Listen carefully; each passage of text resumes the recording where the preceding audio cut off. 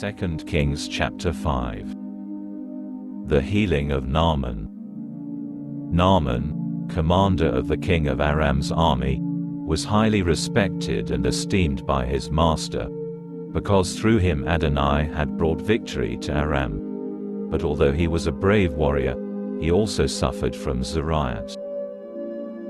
Now on one of their raids into Israel's territory, Aram carried away captive a little girl, who became a servant for Naaman's wife.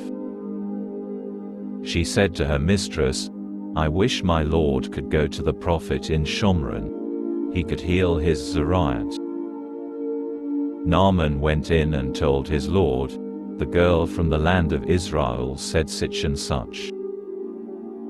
The king of Aram said, "Go now, and I will send a letter to the king of Israel." He set out, taking with him 660 pounds of silver, 6,000 pieces of gold and 10 changes of clothes.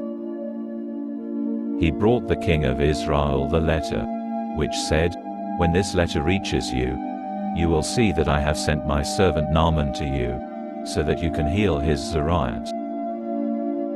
When the king of Israel finished reading the letter, he tore his clothes. "Am I God, able to kill and make alive?" he asked, "so that he sends me a man to heal of Zariat? You can see that he is only seeking an excuse to quarrel with me." But when Elisha the man of God heard that the king of Israel had torn his clothes, he sent a message to the king, "Why did you tear your clothes? Just have him come to me, and he will know that there is a prophet in Israel."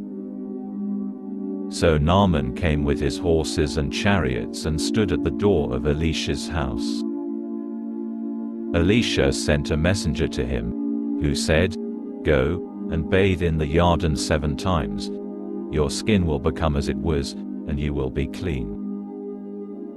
But Naaman became angry and left, saying, "Here now. I thought for certain that he would come out personally, that he would stand, call on the name of Adonai his God and wave his hand over the diseased place and thus heal the person with Zariat. Aren't Amana and Parpar, the rivers of Damasek, better than all the water in Israel? Why can't I bathe in them and be clean?" So he turned and went off in a rage. But his servants approached him and said, "My father, if the prophet had asked you to do something really difficult, wouldn't you have done it?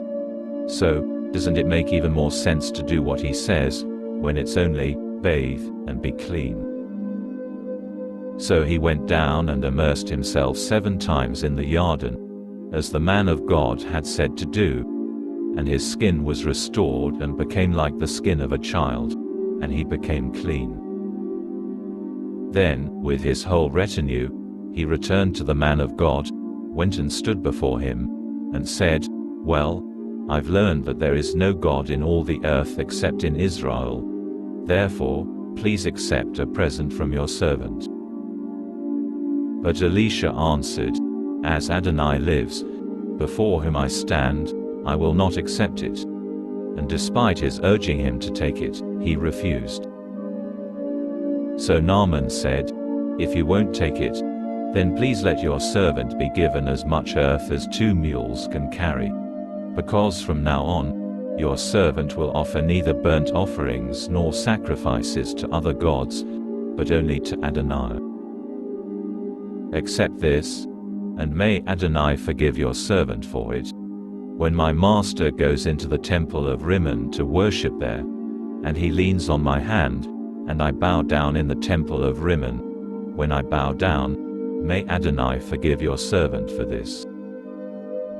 Elisha said to him, "Go in peace." Naaman had gone only a short distance from him. When Gehazi, the servant of Elisha the man of God, said to himself, "Here, my master has made it easy on this Arami Naaman by not accepting from him what he brought. As Adonai lives, I'll run after him and get at least something from him." So Gehazi hurried off after Naaman. When Naaman saw someone running after him, he got down from his chariot to meet him and asked, "Is everything all right?" Yes, he replied. My master sent me with this message. 2 young men have just now come to me, guild prophets from the hills of Ephraim. Would you be kind enough to give them a talent of silver, 66 pounds, and 2 changes of clothes? By all means, take 2 talents, said Naaman, pressing him. He tied up the 2 talents of silver in 2 bags and gave them, with the 2 changes of clothes, to 2 of his servants, who carried him ahead of Gehazi. On reaching the hill, he took the bags from them and put him away in the house. Then he let the men go, and they left. He went in and stood before his master. Elisha asked, Where have you been, Gehazi? Your servant hasn't gone anywhere, he said. Elisha said to him, Wasn't my heart there with you when the man left his chariot to meet you? Is this a time to receive silver and clothing, and olive groves and vineyards and sheep and oxen and male and female slaves? Therefore Naaman's Zariat will cling to you and your descendants forever. He left Elisha's presence with Zariat as white as snow.